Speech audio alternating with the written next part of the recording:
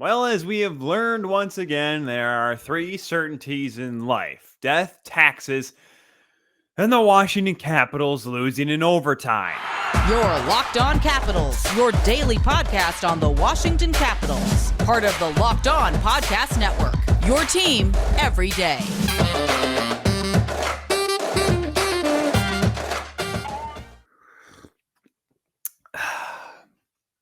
Yeah, we're going to need a lot of this coffee today.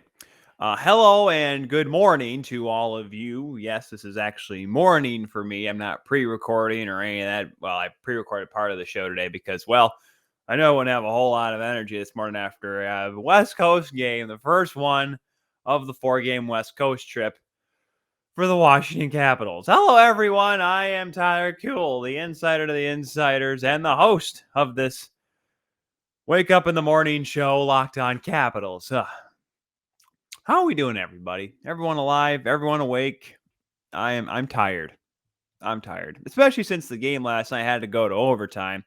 And you know what I really thought about, kids? When the Capitals took on the Anaheim Ducks last night, I said to myself, you know what? Let's just turn it off and just see who scored the goal in the morning. Because let's be honest, Caps ain't winning this one. Oh boy, don't you hate when you're right, kids? I do too. Nice hot coffee in the morning, made by Tim Hortons. I mean, well, I have Tim Hortons coffee that bruises. I didn't actually go to a Tim's because, gosh forbid, we have one in West Michigan anymore. Anyway, so yes, the Washington Capitals fall to the Anaheim Ducks 3-2 in overtime. However, this game, I mean, first of all, it was a real good hockey game. I don't think we can really deny that, and we're hoping for a great one tonight when they take on the LA Kings. We'll get to that, though, later on when we talk with Sarah Avampato from Locked On LA Kings to kind of get set for that matchup later on in the show. Before we dive into the details of last night's LOTL for the Caps, let's just say thank you all very much for getting up this morning and making Locked On Capitals your first listen and first watch on the Locked On Capitals YouTube channel today and every day. Win or lose, even if you get a pity point as a result. Thank you all very much for being a part of this program. So yeah, so this game was great for multiple reasons. Couple of milestones, couple of firsts. There was a lot of good stuff going on in this hockey game for both sides, and a couple bad things as well. Let's start with the very first goal of the hockey game. A few minutes in, Ryan Getzlaf just kind of I don't say floating around, coming out of his own zone. He sees Cam Fowler shaking up the left wing side and says to himself, "Sure." Flings it across the ice, goes off the boards. Cam Fowler catches it in stride, blasts it through Vitek Vanacek. Man, how many times have we said that this year, though, that I can say Vitek Vanacek should have had that one? It's been very few and far between, so I'm not going to say Vanacek had, oh my gosh, the worst game of his life, but that one I'd like to think he'd have back there. It's about, what's that, a 50-foot slap shot? He's a good NHL goaltender, and it goes under his leg. If it was blasted over his arm, blasted, stick side on him, sure, I can maybe give him that. But from that far out, underneath the legs, you got to seal those up. Cam Fowler's third goal of the season. Ryan Getzlaf's 17th assist, and most notably, his 1,000th National Hockey League point. Give something up for Ryan Getzlaf here. Guys, first of all, he just recently passed Teemu Selanne for most points as an Anaheim Duck and now gets all 1,000 points as an Anaheim Duck. I remember when there was potential that he was considering going somewhere else this offseason. I remember that was a very notable conversation. He was going to test free agency to try to go chase a Stanley Cup, but ended up deciding to stay home in Anaheim. Yes, the Calgary native? The Edmonton native? No, the Edmonton native going to Anaheim because he played for Calgary Hitmen, which is why it was a big deal. Anyway, sorry. Long story short. No, he's not from. I don't remember now. He played for the Calgary Hitmen in the WHL. No, that's as far as I'm going to go with that. But yeah, Getzlaf, he's had up and down years. The Ducks have obviously been down in the last few years. But the fact of the matter is that he's wanted to stay, even though with everything going on. By the way, Troy Terry gets the secondary assist on that one. He extends his point streak to 15 games. But congratulations to Ryan Getzlaf. Certainly, I'm trying to think of how many players were true Anaheim Ducks. And Getzlaf, I think, if I'm not mistaken, in terms of star players, he's the only one. Selanne left. Korea left. I'm trying to think of some, like Corey Perry obviously left. John Sebastian Jaguar, while his best years were in Anaheim, he didn't originate from Anaheim, and he didn't finish as an Anaheim Duck. I'm trying to think of other great ones. Guy Hebert was a St. Louis prospect. He actually played for St. Louis. Help me out here, kids. Who else might think? Who else is another great Duck that Scott Niedermayer? He's got his number retired there at Honda Center at the Pond. Where did he start? Well, it surely wasn't Anaheim. Heck, he beat the Ducks in 2003 with New Jersey. So that's why I think Ryan Getzlaf's story is I don't say inspiring. I mean, it is inspiring, yes, but so I think important in the history of the franchise because he's been the only real star player, one of the best playmakers in the game as well, to say that he was always part of this hockey club. That's why I think him getting 1,000 points in Anaheim, the team he was drafted by, the team he stuck with through thick and thin, when everyone else left or when the team was starting to dwindle, he stayed and picked up his 1,000th point, all of them in Anaheim. Congratulations once again to Ryan Getzlaf.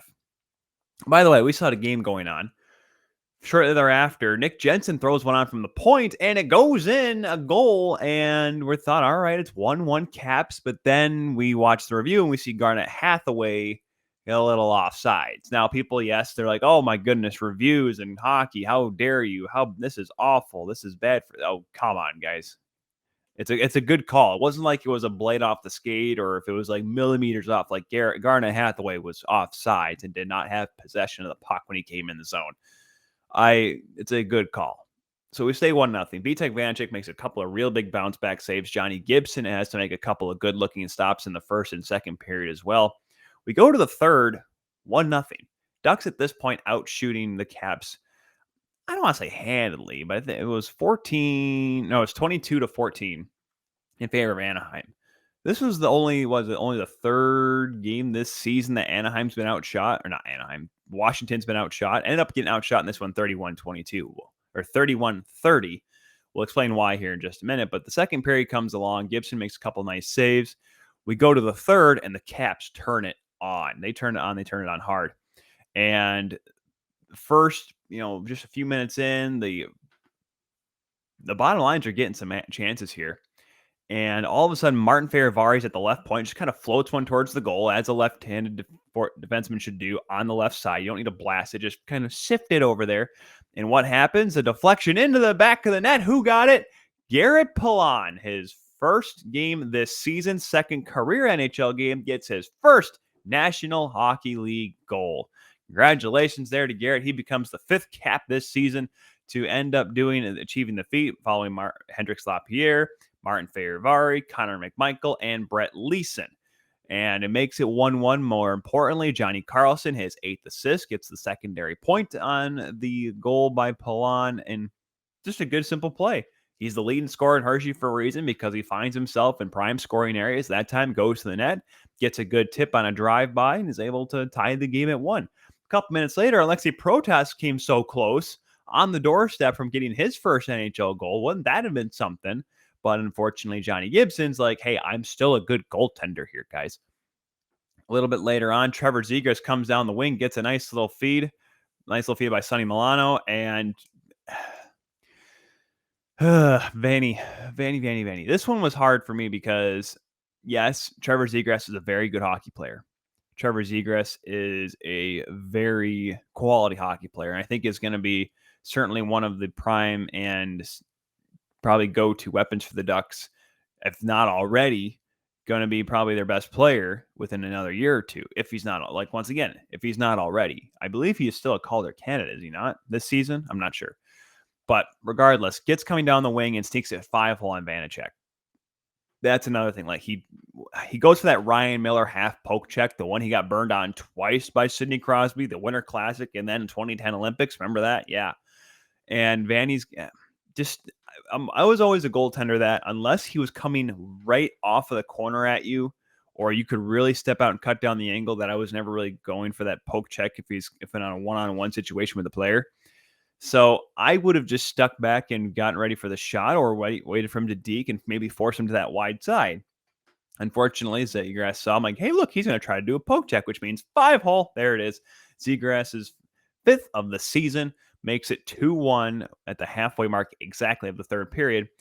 So now the Caps are trying to battle back. They're throwing everything on goal. Not the kitchen sink was still drilled to the faucet or drilled to the plumbing, as far as I know, there at Honda Center, but they were trying. 14 total shots on goal in the third period, doubling up the Anaheim Ducks, and they finally are rewarded. Remember how we said Fehérváry and Carlson got the assist and the goal by Palan? They flip-flop this one. Fehérváry gives it to Carlson. He throws one on goal, and Tommy Wilson, the 5th goal of his season so far, tips it in. They review it for a high stick, and this time they're like, you know what?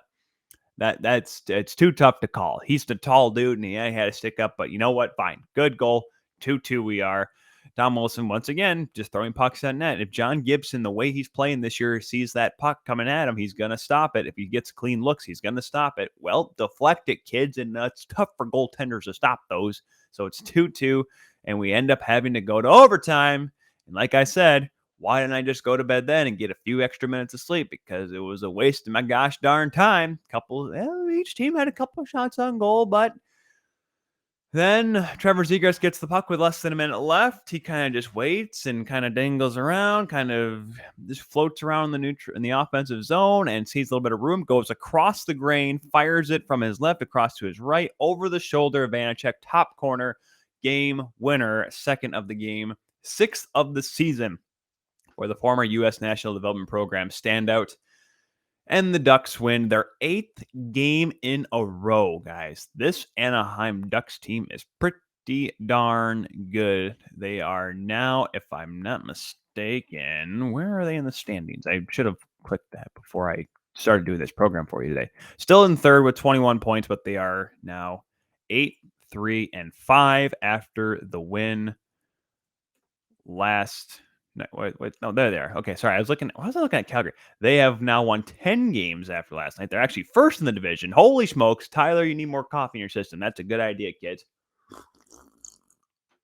There we are. 10-4-3 the Ducks are now sit atop the Pacific Division. Now, yes, there will be games tonight that could change that. They have played 17 games, which is by far the most in the Pacific Division.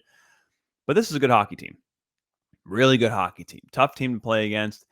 Yeah, I know what you're all saying. 0-5 in overtime are the Capitals right now. And I remember I mentioned this before, how you can't give up these points. You can't lose these points. You got to start winning and getting these second points in games like this, in games that you have to battle back, but other games that you actually control. I mean, how many times are we going to talk about the overtime loss to Detroit? How many times are we going to talk about that overtime loss against the Tampa Bay Lightning early on, who we thought, oh, Tampa Bay Lightning, that's a good hard-earned point. Well, they had a pretty awful start to the season, so then we can pretty much say, well, that was kind of dumb. But that's what I'm saying. Like, games like that, are we going to say it's going to be one of those things where you hope it's only, it's based on seeding. That's going to affect where the Caps are in the playoffs. But it's a long 82-game season. Some of these guys are going to get tired. And you're right. If it comes down to it, how many points are you going to miss out on that may affect a playoff spot? Let's hope that's not the case with this hockey club. We're having a great start right now, are the Caps. But once again, it's hard to say that these games, like, oh man, we got a point at least. That's a great thing to say now, but as a follower of the Toronto Blue Jays, how many games in May did we have this past year? Say, it's 162 game season. The Blue Jays will come back. Well, they missed out on the playoffs by a freaking game. So I'm just going to tell you, don't take losses for granted. They still do sit 2nd in the Metropolitan Division, 9-2-5, tied technically with the Rangers, who are 10-3-3. However, they have that tiebreaker right now. So it really doesn't matter. Tied for 2nd in the Metro right now. We will get to our Kuehl Caps of the night later on in the program, like we usually do for post-game shows. But first, though, we're going to come back around here to the LA Kings. Yes, the Caps are back in action tonight for another late-night game, which means plan your naps ahead of time, kids. 10:30 puck drop at Staples Center. We're going to talk with Sarah Avampato here in just a moment from Locked On LA Kings, to get set for that game. We'll talk to her about the Kings and what they've been doing, because while they've not been as dominant and strong as the Ducks, they've been pretty good in their own right. First, guys, I got to talk about Built Bar. It's the perfect time for Built Bar because it's the new holiday dessert. You can feast on something delicious and feel good about it. Replace the coconut cream pie with a coconut Built Bar, or go for a raspberry Built Bar instead of that raspberry pie. Lots of good flavors to replace any pie. Low calories, low carbs, low fat, high protein, and the chocolate ones covered in 100% real chocolate. Built Bar is a great option if you're hungry, if Thanksgiving isn't coming soon enough. Go for a Built Bar or two to kind of pass the time by. New surprises all month with limited time flavors arriving at Built.com regularly, so check the site often, Built.com. There's nothing like a Built Bar Black Friday either, so mark your calendar for Black Friday. We'll have a huge event with all sorts of surprises. Go to Built.com and use the promo code LOCKED15 to get 15% off your first order. Use the promo code, once again, LOCKED15 for 15% off at Built.com. And as we mentioned off the top of the show, folks, yes, first of all, yes, this is not my studio. We transported in the middle of the show today to talk about the Los Angeles Kings, because the Washington Capitals, second half of their back-to-back, part of their West Coast trip, taking on the, dare I say, good and surging Los Angeles Kings. And I am joined now today with the host of Locked On LA Kings. She is none other than Sarah Avampato. Sarah, how are we doing today? I am doing pretty good, and I'm already afraid of Alex Ovechkin. I think you would probably be speaking for the entire league, anyone that's ever played from 2005 till now, obviously, 742 goals. He was only the first star of the NHL last week and the star of the month. No big deal, but let's talk about these Kings here. First of all, it's been a while, been a very long while since Washington has made the trip, the 1920 season. We have to go to December of that year when this happened.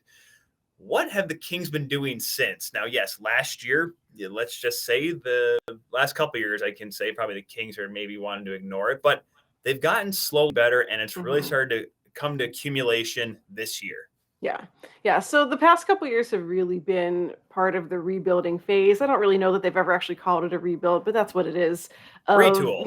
Yeah, retool. It's just, reimagining of the team. And so, Kings fans have seen a lot of familiar faces leave over the past couple of seasons. From the core of the guys who won those Stanley Cups with the team, we're down to Anze Kopitar, Dustin Brown, Drew Doughty, and Jonathan Quick. Quick is coming up near the end of his contract, so he will eventually move on his merry way as well. But a lot of the favorites, fan favorites, and guys who really helped drive those teams to win the Stanley Cup are no longer with the organization. So that has been a big part of it, of letting these old, long contracts either come to their natural end or trading guys for picks, prospects, futures, whatever. And so now we're kind of in a position where all of that is starting to pay off. Some of the Kings' top prospects are, finally in a position to be contributing at the NHL level. A lot of them have had to. I have a whole show planned for the future of basically the curse of being a Kings first round draft pick, because all of them have had some sort of health injury or some reason why they haven't really been able to progress the way they were anticipated to. But we're starting to see some of those guys, come into the NHL. And this year, the big difference was this year, Rob Blake, the GM of the team, kind of felt like, okay, this is the year that we take a step forward. And usually in free agency, the Kings aren't particularly active over the past couple of years. They've signed, veteran depth guys, your fourth line winger, your sixth defenseman. And this year they actually went out and made a couple of big deals. They traded for Victor Arvidsson to kind of help Nashville out of a crunch with their expansion draft pickings. And then they also signed Phil Deneau in free agency, as well as Alex Edler, for who has been way better than I expected as a sort of depth defenseman. But so this year was the year that Rob Blake was like, all right, let's go, let's do this, and invested in the team. And the team has responded to that, because if you listen to Doughty and you listen to Kopitar, that's what they were begging for, was for some investment in the team to go forward. And they're finally in a stage where it makes sense to make those moves, and it's paying off. Yeah, noted longtime legendary San Jose Shark Rob Blake, by the way. No, it's crazy, because last year at one point there was a slight, I don't want to say the word slight, like showing of glimmer of hope, because there was a moment where we saw them in fourth in the West. Now, granted, yes, last year the West was abysmal, to say the least. And that's what we kind of came into this season with the Pacific Division. We thought, all right, Vegas and everyone else. And it seems like it's Edmonton, Calgary, Anaheim, LA, San Jose, and everyone else. I mean, Vegas is thrown in there, and obviously Vancouver and Seattle have definitely underwhelmed. Now, granted, I think then again, Seattle is playing like an expansion team, which I guess is okay. But how it's supposed to From work. from your eyes, just looking at the division here, we'll jump back to the Kings here, but I want to get your take on the Pacific because I remember before the season, I'm pounding home like this Pacific division is going to suck. It's going to be awful. Mhm. But for some reason, when Minnesota went back from the West to the Central, they took that division I with them. guess. And now the Yeah. Central is just shocking to say the least Yeah. for unfortunately a number of reasons. Mhm. How do you think the Pacific has played out so far in the first month and change? Yeah, I mean, I think it's still probably, the weaker division in the league, but it's not as bad as I thought it would be. And Vegas, I mean, Vegas has been a surprise to everybody. I think that we all know that the eventual decline of Vegas is coming. There's so much pushing win now that when the wheels fall off, they fall off big time like they are right now. Right. And so, I have no complaints about the fact that Vegas is struggling, but everyone certainly predicted them to win the Pacific again. Edmonton, I think most people have said, Vegas and Edmonton would have been your top two, and then everything else is a crapshoot. So Edmonton doing well, not a surprise. That's great for them, I guess. I was never really fully on the Seattle train, so I'm not surprised to see them kind of underwhelming, but I know a lot of people are, really questioning their models and their assumptions of what Seattle was going to do. I am surprised by what's happening with Anaheim and San Jose. I think everyone kind of predicted them. Even people who cover those teams predicted them to be in the basement of the division again. And here Anaheim is on a hot streak. San Jose got off to a great start. I don't know that it's sustainable for them, but I think for their fans, it's a great thing to see. The division is weird in a weird way that I didn't expect, but it's still very much a very clear separation between the best teams in the division and then the rest of us. Right. And I will be the first to say I picked the California teams to sit at the bottom three of the Pacific Division, even as bad it was going to be. I went Anaheim, LA, San Jose, because San Jose is James Reimer, and I love that man to death from his time in Toronto, but he is not James Reimer. And Aiden Hill, come on. Those are the two worst goals. Right. Nope, pardon me. Nope, yep, They're surprise. Sorry, they're actually decent. And Eric Carlson is looking like he has two actual human feet. But going back to the Kings here, you mentioned even though like when I saw Quentin Byfield go down for the year, I'm like, okay, well that's going to do it because he was going to be a big contributor. Yeah. But it just seems like the right players are catching the right time. And you mentioned Philip Deneau. Montreal right now is about to burn Marc Bergevin at the stake because how could you let this guy walk? Even though everyone in the back of their mind said it's not going to happen. But unfortunately, reality came to fruition here. How do you think he has really jumped on here with the Kings? Because everyone, I mean, yes, his point totals in the playoffs were absent pretty much, but it's what he does on the ice, off the score sheet is what makes him such a valuable piece to now this Kings team. Yeah, he has been. So I in a previous life also covered the Chicago Blackhawks, and I covered them at around the time he was coming up through the system as a prospect. And so he's always been a favorite prospect of mine to watch. And so when he got traded to Montreal, I was like, well, bye, Phil. It's been nice knowing you. And so him coming to the Kings, now that I cover the Kings, has really been like a full circle kind of moment for me as someone, writing and talking about hockey. He has been really good. The offense is even coming with him, which is a thing that I feel like is an added bonus because everyone's like, you don't sign Phil Deneau to score you goals. You sign Phil Deneau to make Mark Stone's life miserable. I think the Kings know that aside from whatever weird thing is happening with Vegas right now, the path to the playoffs, the path to the Western Conference final probably goes through Vegas. And if you need to go through Vegas, you have to go through Mark Stone. And one look at what Montreal did in those playoffs and how Phil Deneau just crushed his hopes and dreams in that series, you can see exactly why the Kings got him. But he is clicking on a line. He's mostly played with Alex Iafallo, who's also having a really phenomenal season. The right wing player has kind of shifted around a little bit, but they've had success kind of no matter who's been put there. And probably one of the most important contributions that he's making is that he gets to take a lot of the defensive pressure off of Anze Kopitar. It's no longer Kopitar out there on every defensive draw, on every draw in overtime or whatever.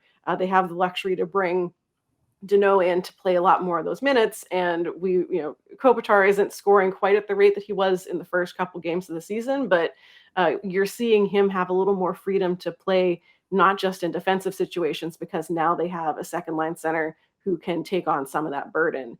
So I think that's been really important for the Kings and, is a really kind of understated or underrated, I guess, reason as to why he's been so successful, because he's been able to make life a little bit easier for Anze Kopitar.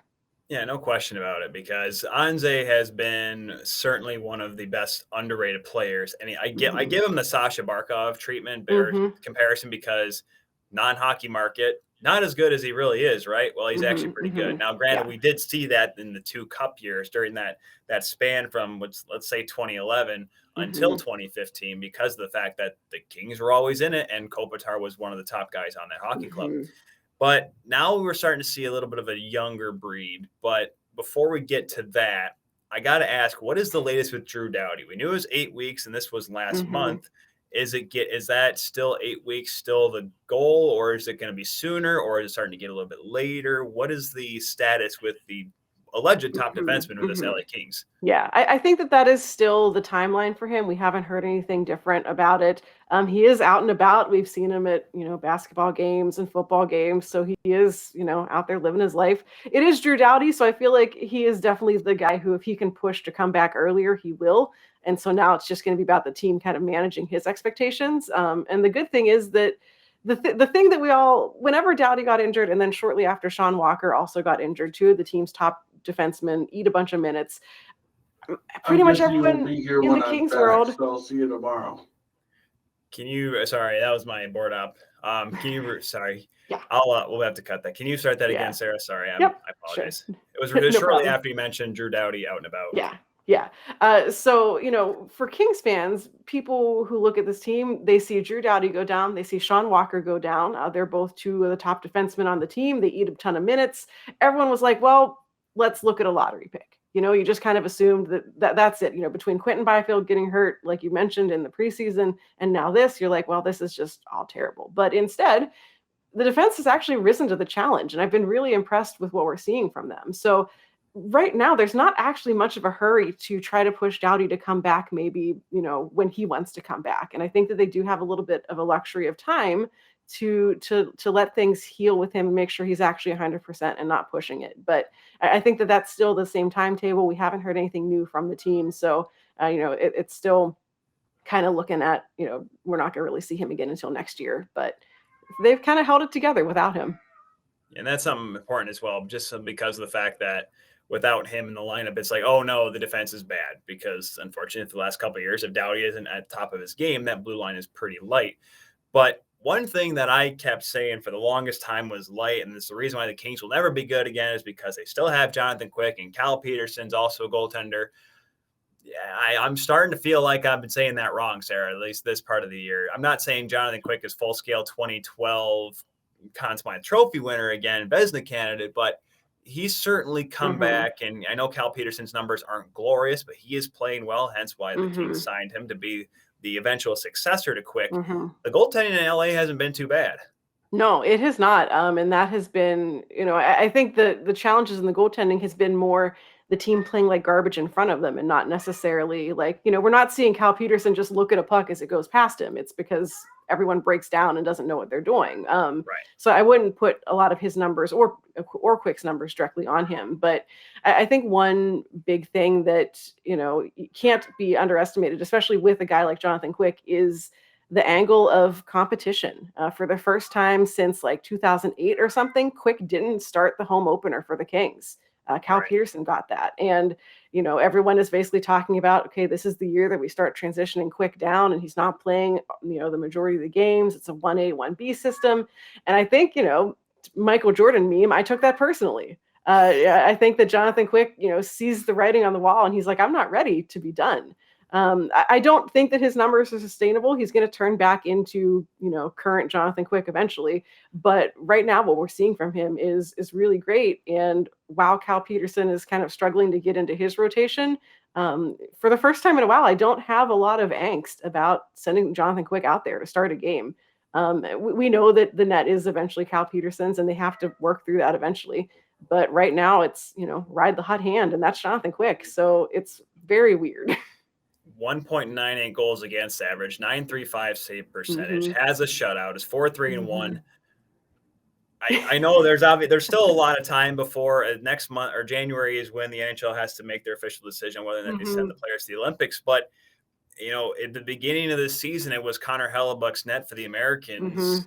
I'm not saying that Quick's going to overtake that just because, but is Quick going to be a guy that goes to China this February? I mean, I think he could be at least in the conversation. Like, I think that he'd be more of a, I'm kind of thinking of the year that like Ryan Miller, like when he was kind of winding down his career, but he would still do, Team USA stuff as kind of a backup or the third goalie. I could see that. I don't really know, outside of Hellebuck, John Gibson, I don't really know who else from American goaltenders has that track record that they'd feel confidence in bringing him. Whoever's putting the team together, depending how nostalgic they are, they might send Quick. But I think his numbers, as much as anyone who watches the Kings is like, oh, this isn't going to last, his numbers right now make it really impossible to not put him in that conversation. Right. Let's just be happy we don't have a thing like it was in 2014. Do we send Jimmy Howard or Corey Schneider as your third string goaltender? Man. Nope. Let's do that. That was the discussion. Jonathan Quick sitting there is like, y'all aren't playing. I'm the one playing over here. Who cares about the Yahoo? Yeah. And then and look who's still saying Jonathan Quick's still in the AHL. Howard's I think Schneider's retired. I think he's like retired. Jimmy Howard. Then again, Jimmy Howard ripped his groin out like 7 times. Yeah, so the fact that he can stand is congratulations. I'm only 26 years old. Played not nearly as long as Jimmy Howard has, and my hips are going to fall out by the time I'm 35. I accept that. Yeah. Sarah, like I said, we talked about how great the start is for this team, and we're about a week away from the tipping point of really who is a contender to be a playoff team, Thanksgiving, or some say December 1st. They want to give maybe their team a few more days to figure it out. Where do the Kings stand? Are they a legit playoff team? Because obviously we're questioning about that about the Ducks. We're questioning about that about Calgary and their hot start. And you're right. The Kings last week had their 7-game win streak snapped. The Kings had a 7-game win streak. And no, Daryl Sutter is not your coach, and Dwight King is not your third line winger. Right. Is this team legit is my big question. I think so. My prediction at the beginning of the season was that this team competes for a wild card spot. I don't think that they have it in them to jump up to nail one of those first 3 spots. But I do think that they're in the mix for a wild card position. And a lot of what happens to them is really going to depend on what happens in the Central. We've certainly seen situations over the years where the Central sends both wild card teams. But, I think that if they're getting into a groove, and I know that, the win streak stopped because they lost in overtime to the Jets. So at least we still have a point streak. But I think that we're seeing the team kind of clicking. We're seeing them playing for each other. The team has talked a lot about, like, we have to figure out who we are and what we're playing for in order to have success. And we're seeing that. And I think it's only going to get better with guys like Victor Arvidsson has been out on the COVID protocol list. He's scheduled to come back soon to help add to the scoring up front. I think that I would love it if they take one of the top 3 spots in the Pacific. I think anything can happen. It is such a weird division. Mike Smith might fall apart at any moment because that's, how it works for him in Edmonton. Like, Connor anything McDavid can happen. may only score 1 point a game. Right. I mean, like, Connor McDavid decides he wants to go to Cabo for a month or something and see what happens when he comes back. I don't know. He would still lead the league in points. Oh, absolutely. Absolutely. But no one's joking about that. Yeah, no. But so I think my hope is at least compete for a wild card spot. I don't want to see this team at the end of the year being like, well, let's learn about the top 10 kids in the draft again. I think they can do it. Hey, Shane Wright. I mean, if you can get in towards that, yeah. I mean, listen, Arizona will have the best shot odds by far the way they're playing. But listen, Quentin Byfield comes back healthy. Shane Wright. Yeah. Come on. Yeah, it's tempting. It's really tempting.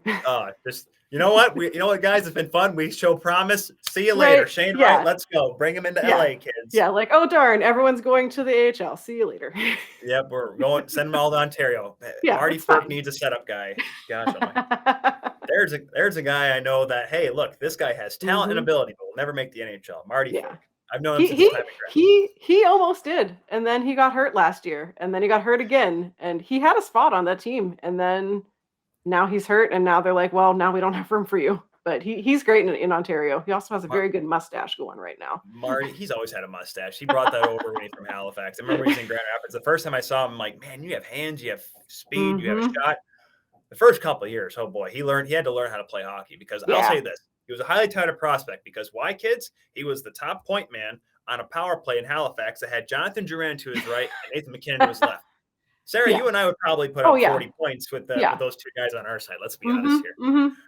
Yeah. Oh, boy. We've been chatting about the LA Kings here. Puck drop tonight from Staples Center for the first time in almost 2 years between the Caps and the Kings. We have been chatting up here with Sarah Avampato. Right Said Sarah on Twitter, at Right Said Sarah, at Locked On Kings on the Twitter as well. Locked On LA Kings, excuse me. Don't get those two mixed up because there is another California team as Kings. They're not doing nearly as well, though, as the Los Angeles Kings. No one needs that content. No one needs basketball. It's fine.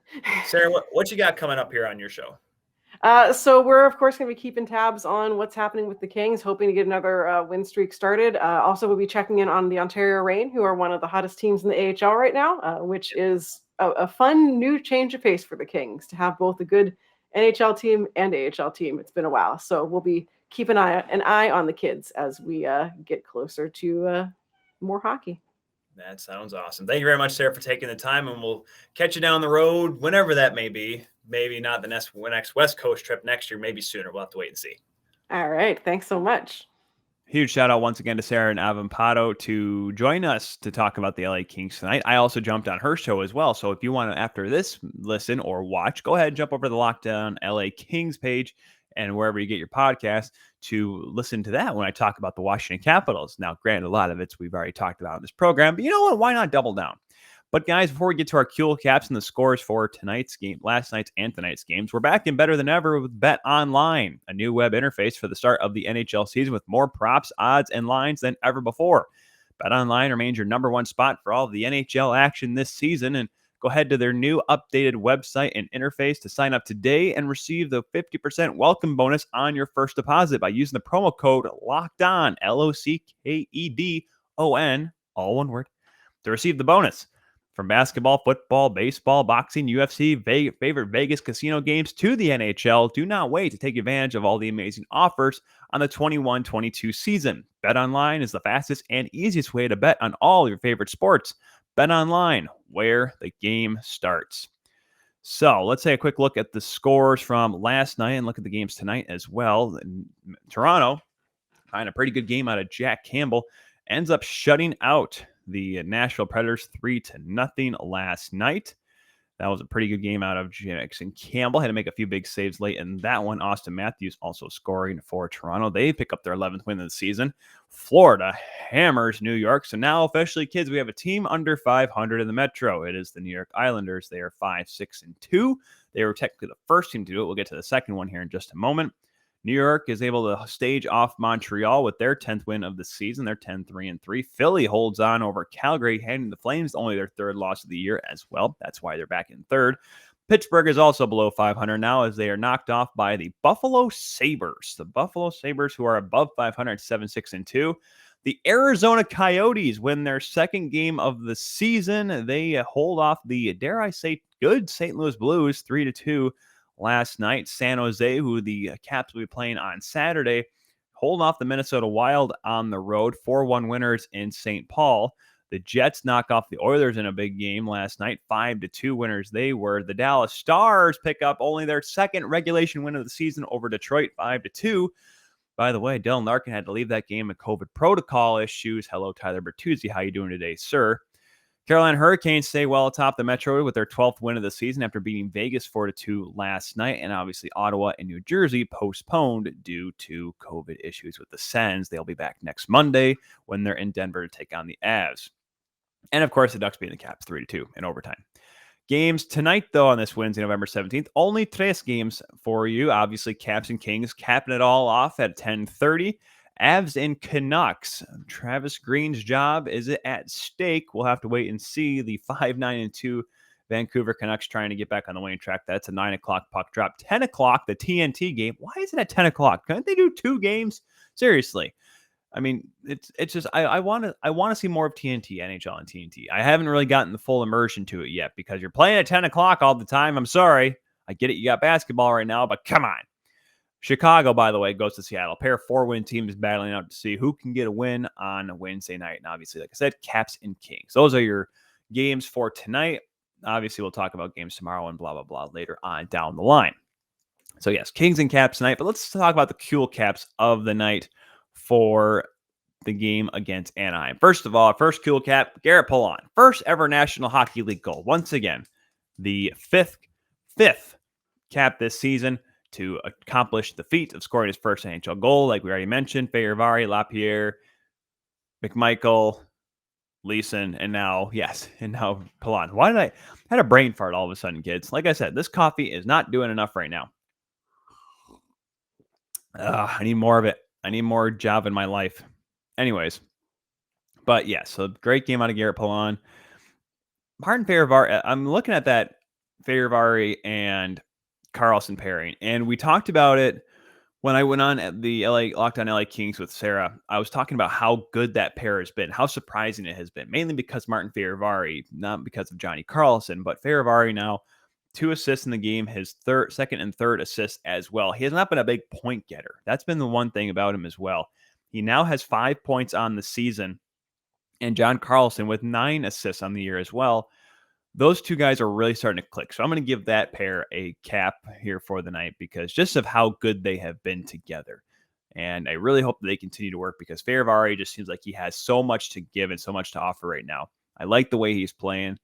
Vanacek, I would have given him one, but unfortunately just a couple of squeakers, he made some big stops to keep the Caps in the game in the second and third periods. But once again, 2 goals that go underneath their legs. This is not 1980 whatever. This ain't 84, guys. If the shot's low on the ice, you should stop it. And if it's a straight on shot, one-timers, whatever. But if it goes to your 5-hole, you should. There's a point and finger going back to the man in the pads between the red pipes. So tough one for Vanacek, but I believe Samsonov will get the start tonight against the Kings. Let's hope he puts in a good effort because obviously you don't want to start off the West Coast trip, especially going up against San Jose on Saturday, 0-2, or well, in this case, 0-1-1, or 0-2, because if the Caps go to overtime, like I said, just turn the game off. You know how it's going to end, folks. So obviously a tough one there. We'll be back tomorrow, of course, to recap the game against the LA Kings and maybe something special for Friday. Maybe. I'm saying maybe because I haven't really tried to plan that far ahead because, the off days are always fun. Maybe we'll have, I have one in the bag, but we'll have to wait and see. So stay tuned on here on Locked On Caps. Be sure to follow us at Locked On Caps on Twitter and follow me, the Inside of the Insiders, Tyler Kuehl, at TJKU29 on Twitter and Instagram. And also be sure to make your second listen of today Locked On Bets for all of your sports gambling needs. Join your boy Q with excellent analysis coming from none other than Lee Sterling for Locked On Bets. Be sure to be checking us tomorrow, guys. And thank you once again for making today your first listen, your first watch, Locked On Capitals on the YouTube channel or on your favorite podcast, wherever you get your podcasts. That's where we are. I'm Tyler Kuehl, the Inside of the Insider, saying drink more coffee, kids, because there ain't enough of it, and we'll see you tomorrow.